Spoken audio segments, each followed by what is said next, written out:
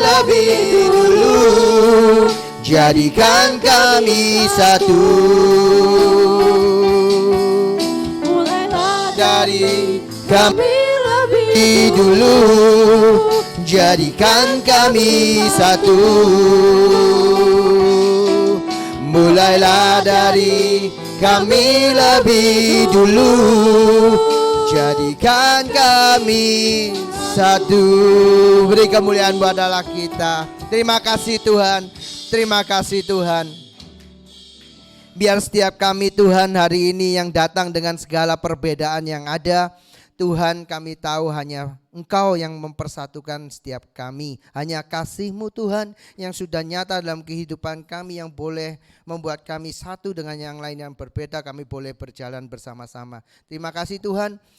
Sebentar kami juga akan belajar akan kebenaran firman-Mu. Kiranya urapan-Mu turun atas setiap kami, sehingga Tuhan, urapan-Mu memampukan kami untuk mengerti setiap kebenaran firman-Mu. Bahkan Roh Kudus-Mu juga memampukan kami untuk hidup dalam kebenaran firman-Mu. Dalam nama Tuhan Yesus kami berdoa mengucap syukur. Haleluya. Amin. Shalom teman-teman. Oke.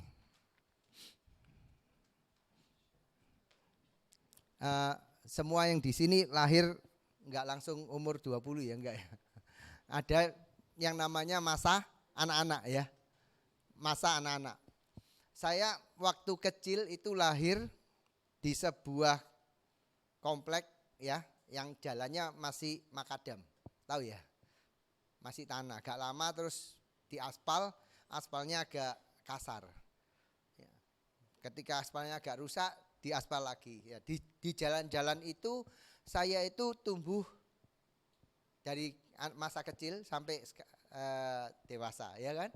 Di masa kecil kalau teman-teman punya permainan, ya. Permainan yang paling favorit buat anak laki itu apa? Terus terang kalau zaman saya namanya perang-perangan. Tahu ya? Tahu ya mainan perang-perangan? Enggak ada ya? Apa yes, perang-perangan lah ya. Zaman saya itu pakai senjata buatan sendiri. Ya, enggak ada barang Cina menyerbu zaman itu ya kan. Made in China belum menyerbu. Kita pakai kayu, kita pakai karet, terus pakai kalau tahu itu namanya kerangkong ya. Tanaman itu dijepret. Kita perang-perangan. Ya. Pernah main perang-perangan enggak? Ya enggak harus pakai senjata itu. Kalau teman-teman kan lahir di era yang lebih baik ya kan. Senjatanya banyak. Ya kan? Kalaupun enggak ada senjata, mungkin teman-teman yang adik kakak perang-perangan pakai bantal guling ya. Umpamanya, kalau enggak ya enggak apa-apa tak ceritain ya. Kalau yang tidak pernah mainan perang-perangan berarti mainan kalian apa? Damai-damaian? Enggak ya.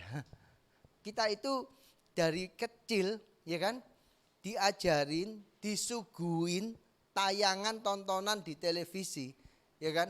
Robot-robotan kah? Zaman dulu itu ada kartun Jepang di zaman saya namanya Sailor Moon. Itu pun bukan tentang tarian, perang. Ya kan? Semua yang disuguhkan kepada kita itu tentang perang dan perang dan perang. Ya. Oleh sebab itu ketika anak-anak bertumbuh dewasa, enggak usah dewasa, bertumbuh remaja, SMP, konflik dengan temannya, mereka tahu solusinya harus apa? Perang. Maka berantem. Ya kan? Anak SMP itu berantem. Di antar SMP-nya sendiri atau antar SMP dengan yang lain. Nanti di SMA juga seperti itu. Di pekerjaan supaya kerjaannya lancar, jangan sampai saya disikut, lebih baik saya yang ngikut duluan. Itu bentuk perang dingin yang gak kelihatan. Nanti teman-teman kalau berumah tangga, karena kebawa settingan dari kecil, suami sama istri diajak perang-perangan. Ya. Dan itu juga terbawa ketika kita ada di pelayanan. Saya nggak nyalain perang-perangannya, tapi mentalnya kita itu disetting dari awal untuk menyelesaikan segala apa yang nggak cocok dengan kita, menyelesaikan konflik perbedaan itu harus perang, bukan lagi berantem, tapi mungkin bisa dengan gondok-gondokan, ya kan? Kalau orang Surabaya ngomong siwaan nanti, nggak sopoan, nggak nyapa, ya kan? Udah akhirnya ada gap tertentu, ada golongan ini dan golongan itu. Itu yang terjadi. Padahal ya Bapak Ibu, teman-teman ya. Kalau kita baca, ini bukan pokok bahasan teman-teman, tapi coba dibuka di Kejadian 11 ayat yang ke-6. Kita akan lihat bagaimana sesuatu itu dikatakan pasti. Ya, kalau ada yang berfirman bahwa kamu ikut Kristen pasti kaya, itu kan kita agak ragu loh. Ya, tapi di sini ayat ini tertulis seperti ini. Dan ia berfirman, mereka ini satu bangsa dengan satu bahasa. Untuk semuanya, ini barulah permulaan usaha mereka. Mulai dari sekarang, apapun juga yang mereka rencanakan, tidak ada yang tidak akan dapat terlaksana. Berarti pasti terlaksana. Dan yang ngomong ini Allah sendiri. Ya, ketika manusia itu berencana membangun menara Babel, mereka itu punya kesatuan hati. Mereka itu punya kesatuan hati. Allah melihat kesatuan itu. Dan ketika kesatuan itu ada dalam sebuah perencanaan, dalam sebuah apa yang dibangun oleh manusia, Allah sendiri ngomong, ya, tidak ada yang tidak akan dapat terlaksana. Berarti semuanya pasti terlaksana jika ada kesatuan. Ya, kesatuan itu bukan sesuatu yang kita usahakan untuk kita ciptakan. Karena tidak mungkin kita bisa menciptakan kesatuan. Karena manusia kita ini lahir procot itu sudah mewarisi yang namanya dosa. Maka ketika saya tumbuh dari bayi, ya teman-teman ingat lihat. Kalau lihat bayi, lihat anak yang bertumbuh, ya tidak ada yang ngajarin anak itu, tidak ada yang ngajarin bayi itu. Kalau diambil sesuatu darinya, dia nangis atau enggak dia mukul. Ya, maka kesatuan itu susah kalau dengan daya usaha kita sendiri. Ya. Nah, kita akan belajar di Efesus pasal yang ke-4, ayat yang pertama sampai yang ke-6. Efesus pasal yang ke-4, ayat yang pertama sampai yang ke-6. Saya akan bacakan ya. Sebab itu aku menasihatkan kamu, aku orang yang dipenjarakan karena Tuhan, supaya hidupmu sebagai orang-orang yang telah dipanggil berpadanan dengan panggilan itu. Hendaklah kamu selalu rendah hati, lemah lembut, dan sabar. Tunjukkanlah kasihmu dalam saling membantu, dan berusahalah memelihara kesatuan roh oleh ikatan damai sejahtera. Satu tubuh dan satu roh, sebagaimana kamu telah dipanggil kepada satu pengharapan yang terkandung dalam panggilanmu. Satu Tuhan, satu iman, satu baptisan, satu Allah dan Bapa dari semua. Allah yang di atas semua dan oleh semua dan di dalam semua. Saya akan ulangi dulu di ayat yang ketiga. Dan berusahalah memelihara kesatuan roh oleh ikatan damai sejahtera. Ya, ini pasal-pasal terakhir di Efesus, ya, di mana awal-awalnya Rasul Paulus memberikan doktrin-doktrin yang sangat kuat, ya kan? Untuk itu yang dijadikan doktrin dasar kekristenan. Teman-teman, beberapa pekan terakhir, bahkan akhir-akhir ini kita akan diberikan pengajaran-pengajaran, terutama di youth ini, ya kan? Semua firman Tuhan yang ada di sini itu berisi pengajaran demi pengajaran demi pengajaran. Ya, sama ketika semua sudah pengajaran doktrin-doktrin dasar diberikan oleh Rasul Paulus. Rasul Paulus memberikan pesan kepada jemaat di Efesus. Dengan segala yang ada dia berikan pesan-pesan ini, mereka diharapkan untuk memelihara kesatuan yang sudah diberikan Allah. Ya, ayat yang ketiga dikatakan, dan berusahalah memelihara kesatuan. Ketika kita berusaha memelihara sesuatu, berarti sesuatu itu sudah ada. Tugasnya kita cuman untuk memelihara. Apa yang sudah ada di ayat yang ketiga? Kesatuan. Kesatuan itu diberikan oleh Tuhan. Ya, di dalam jemaat ini pun harusnya Tuhan itu sudah menganugerahkan kita yang namanya kesatuan. Tugasnya kita bukan untuk mewujudkan kesatuan itu. Tidak mungkin, ya kan? Tidak mungkin kita manusia berdosa dengan segala keegoisan yang ada melekat dalam hidup kita. Ya kan? Dengan segala sesuatu yang kita sendiri punya pride masing-masing. Untuk mewujudkan kesatuan tidak bisa. Tugas kita itu sudah mengerti bahwa kesatuan itu ada, ya, dan kita memeliharanya. Nah, untuk memelihara kesatuan tersebut, kita akan ada banyak hal yang harus kita perhatikan. Kita baca di ayat yang pertama, sebab itu aku menasihatkan kamu orang yang dipenjarakan karena Tuhan, supaya hidupmu sebagai orang-orang yang telah dipanggil berpadanan dengan panggilan itu. Ya, sadari teman-teman semua bahwa semua teman-teman yang hadir pada siang hari ini, teman-teman itu mempunyai panggilannya masing-masing. Ya. Di ayat ini juga Rasul Paulus menjelaskan bahwa ada 5 jawatan dalam gereja, bla bla bla, banyak ya. Bukan hal yang tidak mungkin satu orang tempat ini adalah orang yang memang dipanggil untuk mengajar, tapi juga bisa mempunyai karunia menggembalakan, ya kan? Karunia nabi dalam hidupnya mungkin juga punya. Tapi kalau ada orang yang di sini tahu dia dipanggil sebagai pengajar, tidak punya karunia, tidak punya panggilan sebagai seorang gembala, ya jangan berlagak seperti gembala. Kacau, ya kan? Gembala itu kadang bukan tutup mata, tapi kadang harus menerima segala kekurangan domba-dombanya, ya kan? Tapi kalau Anda dipanggil sebagai seorang nabi, kan enggak bisa. Belas-belas dosa langsung diberikan, dibukakan di atas mimbar. Kamu enggak boleh gini, enggak boleh gitu. Tapi kalau gembala dengan kasih harus merawat. Ya. Nah, ini yang perlu kita sadari bahwa teman-teman semua mempunyai panggilan. Ya. Panggilannya bisa berbeda-beda, satu dengan yang lain tidak harus sama.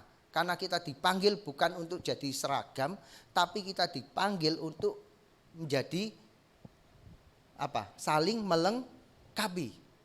Bukan keseragaman, semua harus jadi nabi, semua harus pintar ngajar, enggak.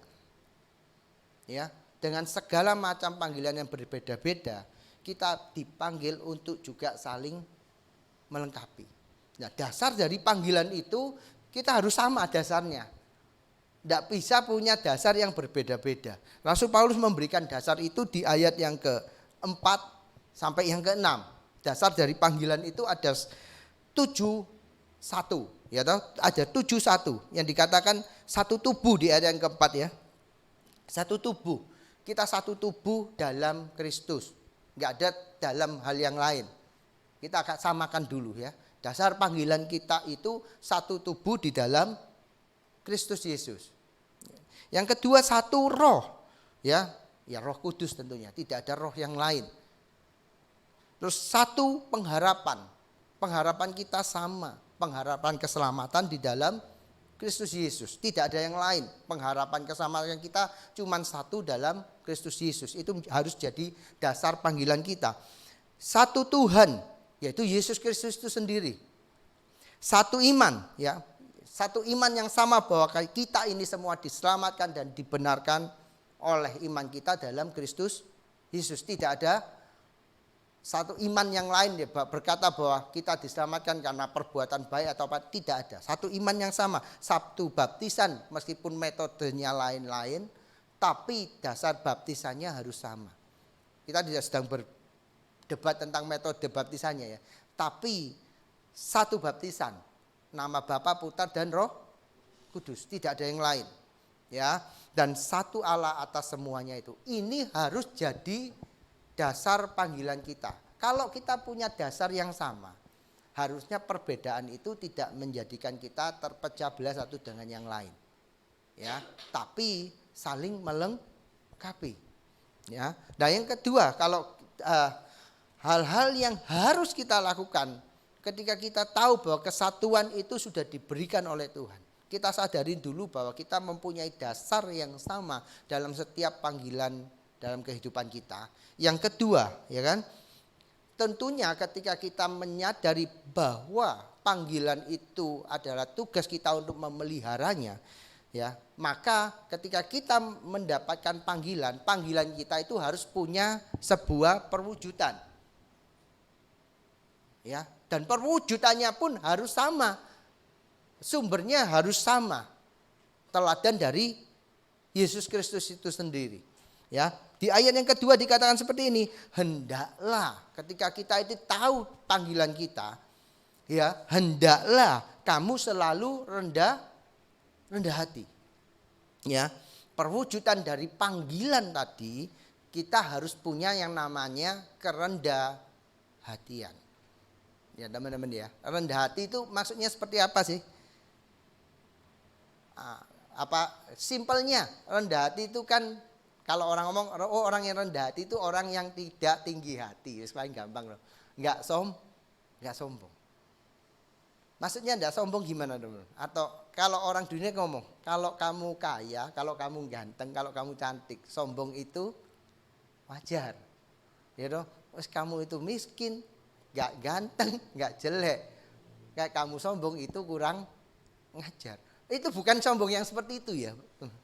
Ya, yang dimaksud rendah, kita memiliki sebuah kerendah hatian itu bukan seperti itu. Ketika kita ini memiliki sesuatu yang lebih, kita sadar itu hanya berkat atau sebuah tanggung jawab yang diberikan Tuhan untuk kita kelola. Demikian kalau Tuhan izinkan dalam kehidupan kita, kita mempunyai banyak sisi yang masih kurang, kita tidak protes. Ya toh? Kita tidak marah kepada Tuhan. Orang yang mempunyai kerendahan hatian. Dan kembali lagi, kerendahan hatian tadi, semua itu perwujudan dari panggilan kita itu harus senantiasa bersumber kepada teladannya Kristus.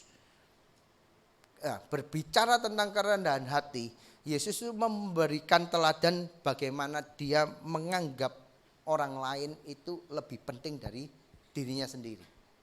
Ya. Kalau kita baca tadi di Matius 11 ayat yang 29. Ya kan? Mari 11:28 dulu, mari datang kepadaku semua yang letih lesu dan berbeban berat.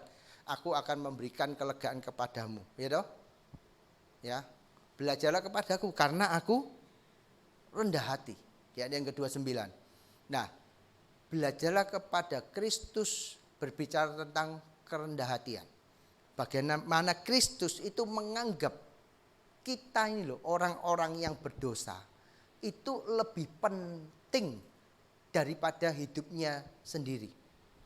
Daripada hidup Kristus sendiri. Ketika kerendahan hati itu kita miliki dalam komunitas kita saat ini berada. Di dalam youth ini aja loh. Ketika satu dengan yang lain menganggap yang lain jauh lebih penting dari dirinya. Ya, tidak akan ada konflik loh. Tidak akan ada, ya, gesekan mungkin tetap diizinkan, tapi gesekan itu akan diminimalisirkan. Ya, ketika satu dengan yang lain kita boleh meneladani Kristus dalam hal kerendahan hati, ya, kita akan menganggap satu yang lain itu lebih penting daripada dirinya sendiri. Itu langkah yang pertama, perwujudan dari panggilan kita untuk kita memelihara kesatuan. Bagaimana dalam komunitas ini, ya, terjadi sesuatu ketidakkompakan. Karena apa? Yang lain menganggap, yang lain dianggap tidak penting. Kamu nggak seberapa penting.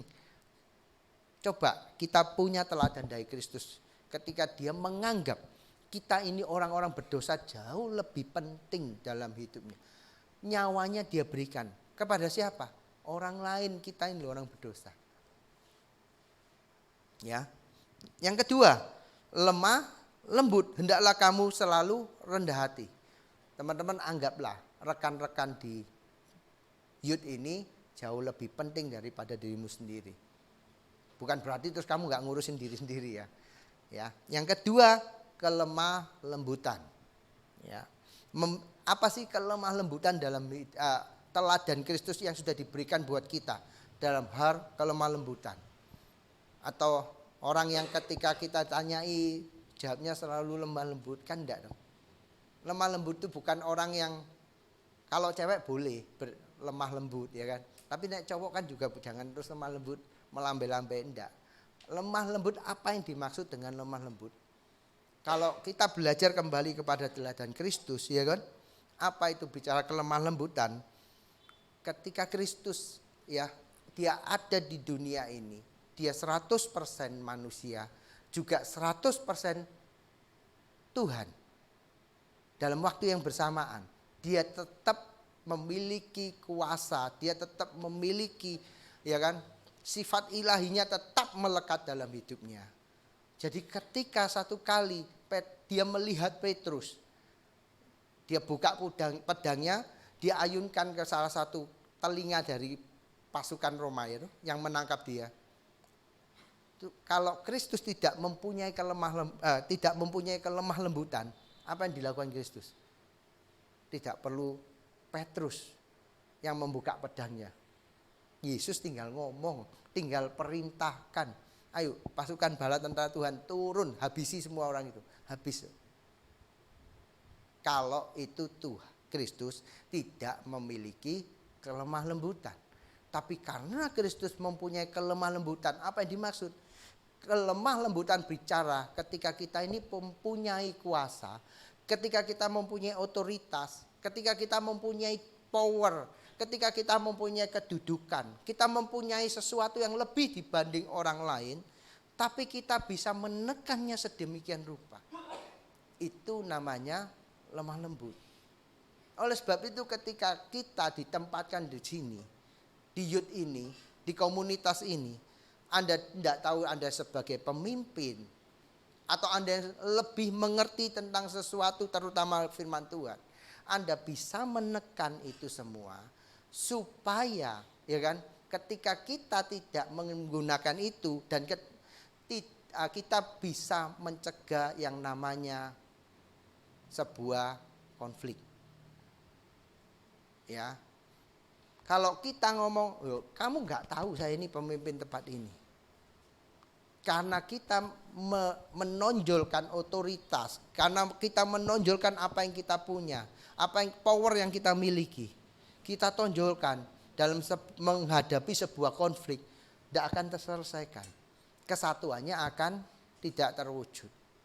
Tapi ketika kita ya teman-teman yang mempunyai lebih dibanding yang lain, entah itu bicara tentang kedudukan, otoritas yang Tuhan percayakan, bahkan kemampuan, kepandaian, kecerdasan atau apapun, kita bisa menekan sedemikian rupa, ya kan? Pasti tidak terjadi yang namanya perpecahan. Ya kan?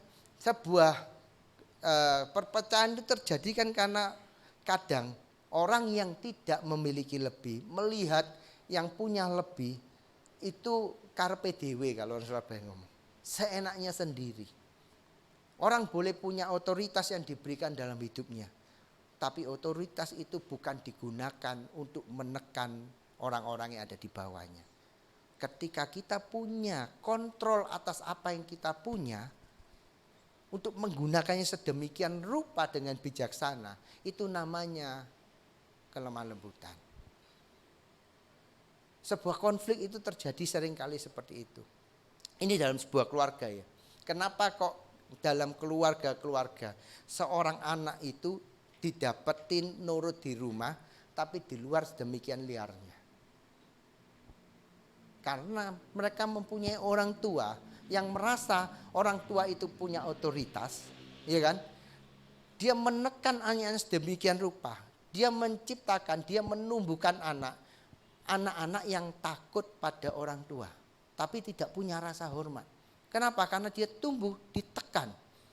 Ketika dia berada di luar rumah, dia memperlihatkan bahwa aku ini gak selemah yang di rumah loh. Aku ini punya kuasa loh. Di rumah dia takut dengan otoritasnya. Karena yang punya otoritas menekan karepnya dewe. Ketika dia ada di luar, dia perlihatkan hal yang berbeda. Coba ya, kalau punya teman ya kan, punya kenalan, kalau di rumah dia tidak berani sama orang tuanya. Tapi di luar semua orang dia pukul, dia tekan, diajak geger semua orang. sama untuk mencegah hal itu. Ya, nanti teman-teman yang bakal menikah atau sudah menikah dan bakal punya anak, jadilah orang tua yang bijaksana. Anda boleh punya otoritas bagi orang tua, tapi otoritas itu bukan digunakan untuk menekan, menjadikan anak-anak Anda itu takut, tapi hormat. Juga sikap kita kepada Tuhan, ya kan? Kalau kita punya Tuhan yang kita tahu dia punya otoritas tertinggi dalam hidup kita.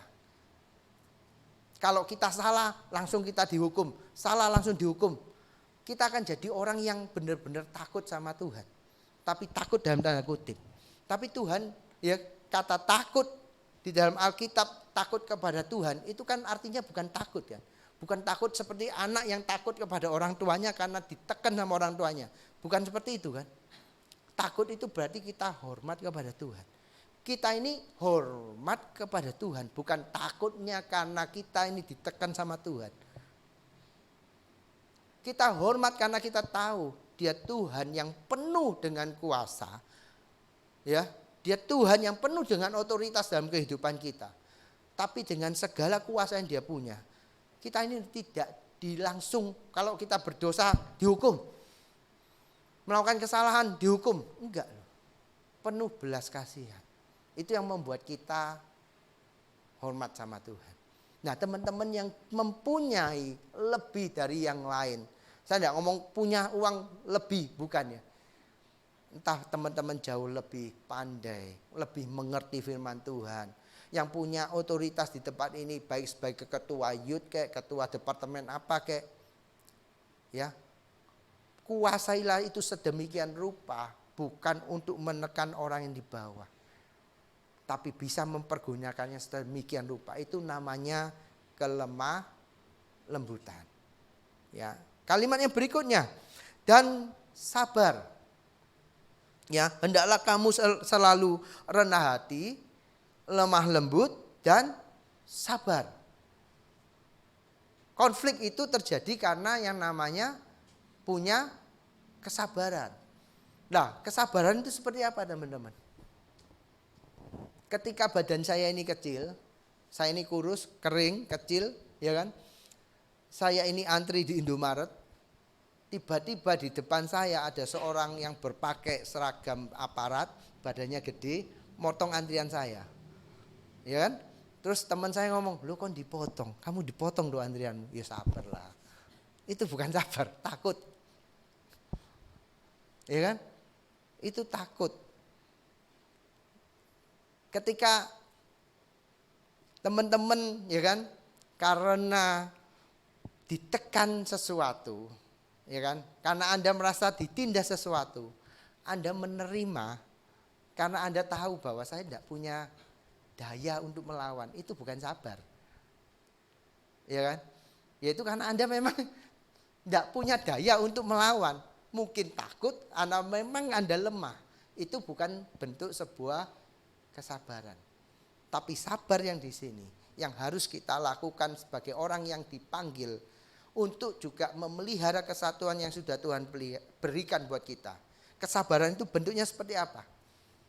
Ini berbicara tentang sebuah kesabaran, ya, sebuah semangat yang tidak pernah pantang menyerah.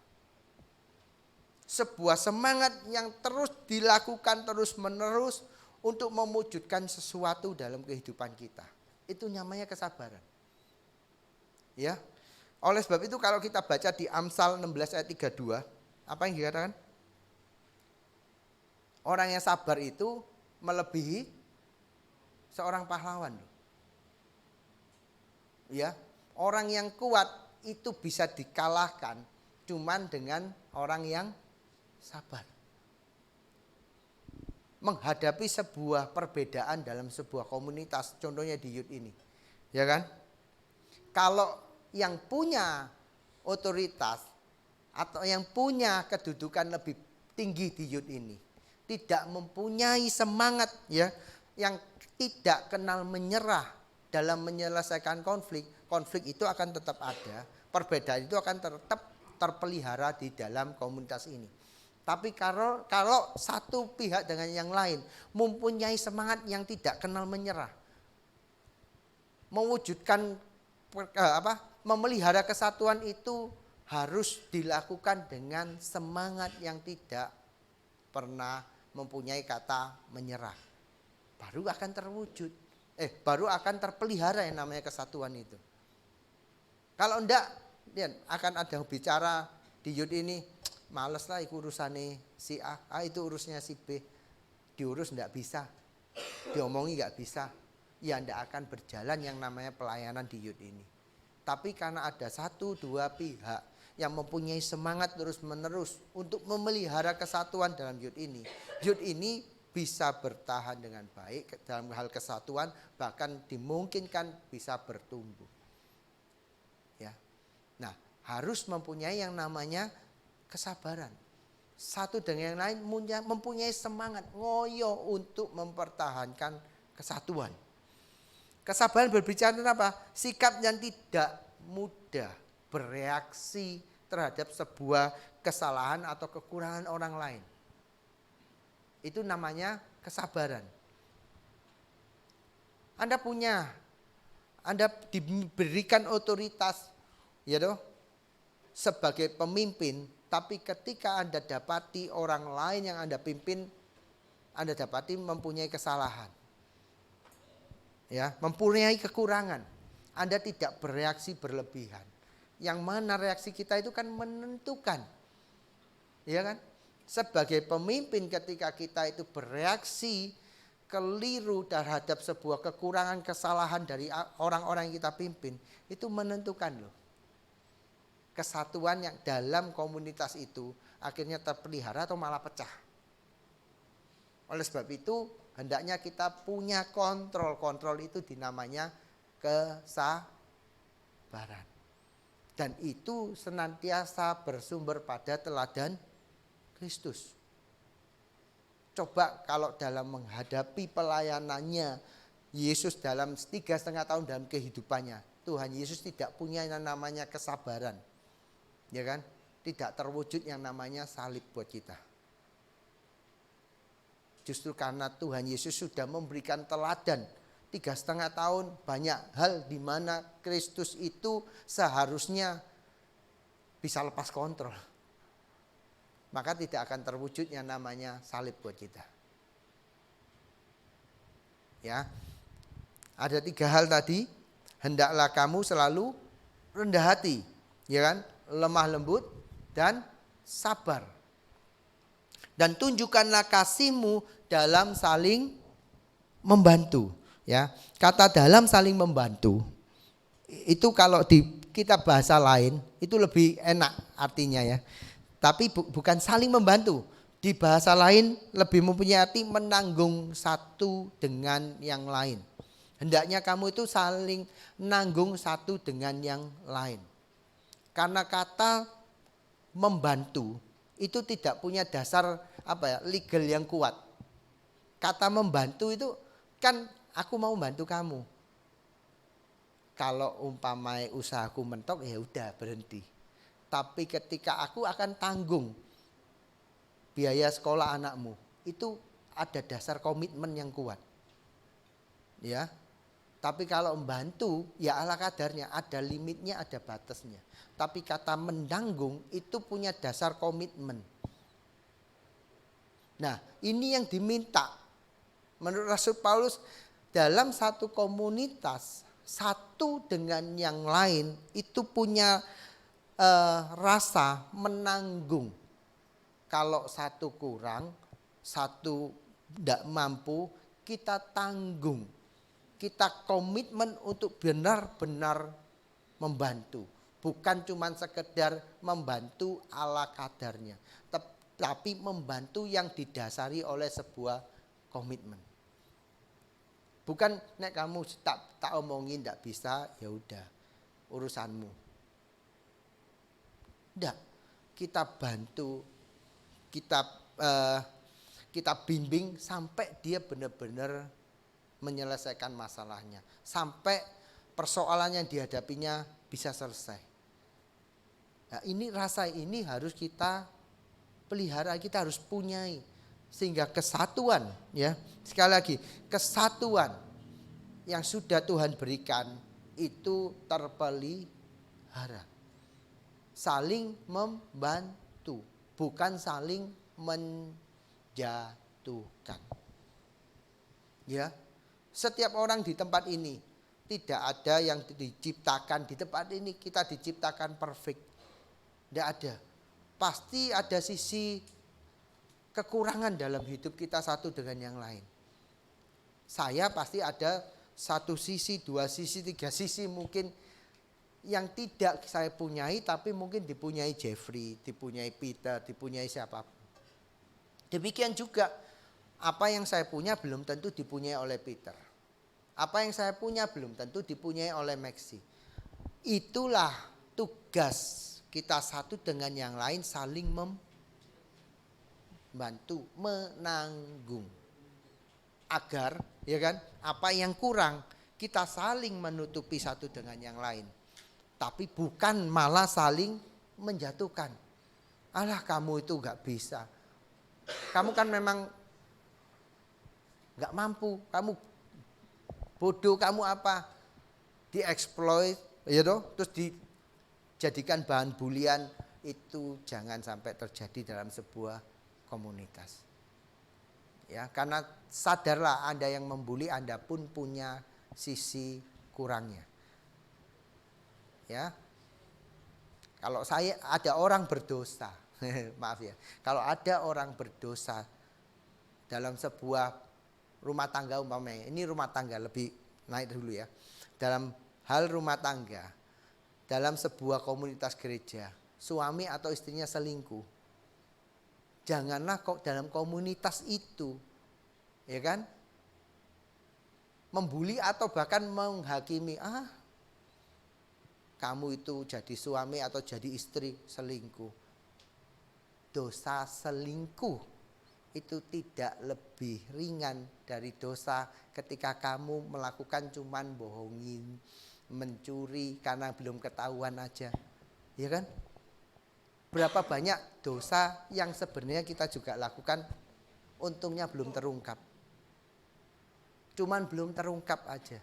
Jadi ketika ada orang lain berdosa di hadapan kita, tidak usah kita sok-sok menghakimi. Kebetulan aja dosamu belum terungkap. Belum terungkap berarti sudah dilakukan, tapi orang lain belum tahu aja gitu. Ya. Nah, dalam hal kekurangan, ayo, bukan untuk saling menjatuhkan, bukan untuk saling menghakimi, tapi tanggunglah satu dengan yang lain.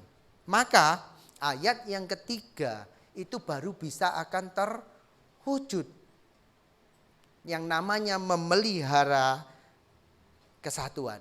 Berusahalah, kata berusaha itu kalau dalam bahasa aslinya itu lakukan dengan segala cara. Jadi berusaha itu bukan sebisanya. Kalau bisa tak lakukan, kalau nggak bisa ya udah gimana lagi. Tapi kata berusaha di situ itu mempunyai kata usahakanlah dengan segala cara, dengan maksimal, dengan segala daya yang kita punya. Memelihara kesatuan dalam komunitas dimanapun kita berada, itu kita lakukan bukan sebisanya. Kalau bisa tak lakukan, kalau enggak ya enggak apa-apa. Bukan, tapi harus kita lakukan. Making every effort kalau di NIV. Every effort itu harus kita lakukan untuk yang namanya memelihara kesatuan. Ya, dan ketika kita sudah mempunyai usaha, kita paham bahwa kita punya panggilan, maka panggilan kita akan mewujudkan yang namanya kerendahan hati, kesabaran, ya kan, kelemah lembutan, mempunyai semangat saling menanggung dengan satu yang lain. Itu usaha untuk memelihara kesatuan. Apakah terus otomatis kesatuan itu terpelihara? Belum tentu. Kita sudah punya kelemah lembutan dalam komunitas kita. Kita sudah punya namanya kesabaran, ya kan? Kita sudah punya kerendah hatian satu dengan yang lain. Kita sudah punya usaha saling menanggung satu dengan yang lain. Apakah terus yang namanya kesatuan dalam komunitas kita ini akan terus terpelihara?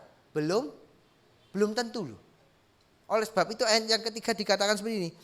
Dan berusaha memelihara kesatuan roh oleh ikatan damai sejahtera. Damai sejahteranya Tuhan itu tidak ngomong tidak ada masalah. Ya. Perbedaan, konflik itu akan tetap ada. Hal-hal yang akan menyebabkan satu dengan yang lain itu tidak sabar. Ya, tidak ada lemah lembut, itu akan tetap ada. Tapi diperlukan, kita perlu damai sejahteranya Tuhan menghadapi semua itu. Oleh sebab itu kembali lagi diperlukan semangat pantang menyerah dalam memelihara kesatuan. Yud ini diomong sudah berumur, ya berumur, ya kan. Tapi kan kita setiap orang kepingin apa yang sudah kita bentuk itu bisa berjalan dalam jangka yang sangat panjang, termasuk dalam pelayanan kita. Meskipun nanti youth ini akan berganti, jadi Anda masuk dalam usia dewasa, ya toh. Nanti mungkin Anda sudah tidak bisa di youth lagi, selamanya tinggal di umum. Ini akan kita berikan, kita wariskan pada generasi yang berikutnya. Ini harus berjalan terus. Kita wariskan apa buat adik-adik kita nanti. Ya. Nah, ayo kita berikan teladan buat kita satu dengan yang lain. Anda teman-teman semua yang punya otoritas di tempat ini, punyalah ya kan kerendah hatian satu dengan yang lain. Punyalah kelemah lembutan. Anda punya otoritas, Anda punya power, Anda punya daya. Kendalikan itu sedemikian rupa. Punyalah semangat kesabaran, menanggung satu dengan yang lain. Tidak otomatis konflik hilang, enggak. Perbedaan terus tiba-tiba hilang, tidak. Tuhan tidak menciptakan kita ini seragam. Tuhan itu menciptakan kita beda satu dengan yang lain. Ya kan? Tapi perbedaan itu bukan dibuat untuk saling menjatuhkan, untuk saling menyalahkan. Tapi biarlah ini saling melengkapi sebagai satu tubuh Kristus. Karena panggilan kita tidak ada yang beda, ya kan? Dasar panggilan kita sama. Meskipun Anda dipanggil sebagai apapun di tempat ini, dasarnya sama. Oleh sebab itu tujuannya harus sama. Semua kembali untuk kemuliaan nama Tuhan. Tidak ada yang kembali untuk kemuliaan namanya kita sendiri-sendiri. Amin teman-teman. Ke depan kan kita ada event yang namanya ulang tahun gereja. Ya kan? Pemimpinnya kebetulan Peter. Nanti kan banyak satu dengan yang dipercayakan, enggak tahu nanti ngurusin acara ya kan, ngurusin konsumsi, ngurusin apapun. Nah ini kan jadi sebuah tes buat kita. Ya, yang ngurusin konsumsi belum tentu sepaham dengan apa yang dipikirkan oleh Peter. Yang ngurusin dekor nanti belum tentu sepaham dengan apa yang dipikirkan Peter. Semua keputusan akhirnya ada di Peter, ya kan? Sebagai ketua panitianya, sebagai orang yang dipercayai, diberikan otoritas sebagai ketua panitia. Tugasnya Peter itu untuk memelihara kesatuan yang sudah ada di gereja ini. Dengan kelemah lembutan, ya kan? Dengan kesabaran, dengan kerendahan hati. Tidak merasa, oh aku ini lebih ngerti. Nek ngomong konsumsi, masak, ya kan? Dia lebih paham. Siapa yang ngurusin konsumsi? Saya belum tahu. Mega itu tahu apa? Umpamanya, ya kan? Yang lebih mengerti, meskipun dia kebetulan ngurusin masak lebih ngerti, tidak perlu, ya kan, memperlihatkan apa yang dia miliki lebih kepada orang yang kebetulan diberikan kepercayaan. Ayo, ke depan tantangannya akan lebih banyak lagi buat kita. Ini contoh di komunitas kita. Sama nanti teman-teman kan semua berencana membangun sebuah rumah tangga kan. Kalau ada yang punya panggilannya Paulus silakan, tidak usah menikah. Gereja ini dengan senang hati, ya kan. Kalau ada yang nggak menikah dijadikan full timer itu lebih enak, ya kan. Lebih enteng buat gerejanya. Ayo, Anda akan membangun sebuah rumah tangga. Pelajaran yang sama ini sangat berguna dalam kita membangun sebuah rumah tangga berdasarkan Kristus. Membangun kesatuan dalam rumah tangga. Suami dengan istri, suami dengan anak, suami dengan mertua, suami dengan saudara-saudara ipar dan lain-lain. Kalau ada yang namanya kerendahan hati, kelemah lembutan, kesabaran dan semangat menanggung satu dengan yang lain, ya, kesatuan di dalam komunitas apapun itu akan terpelihara dengan baik. Amin. Amin teman-teman. Saya undang yuk WL Musik boleh maju ke depan. Kita nyanyikan satu pujiannya.